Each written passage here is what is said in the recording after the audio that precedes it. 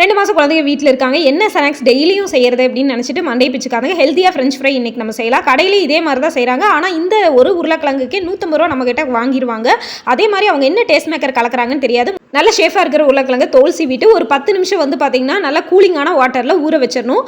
அதுக்கப்புறம் வந்து பார்த்திங்கன்னா ஒரு ஹாட் வாட்டரில் உப்பு போட்டு ஒரு 20 நிமிஷம் வந்து பார்த்திங்கன்னா ஊற வச்சிடணும். இதுலேயே வந்து கொஞ்சம் குக் ஆகிடும். அதே மாதிரி உப்பும் நல்லா பிடிச்சிக்கும்.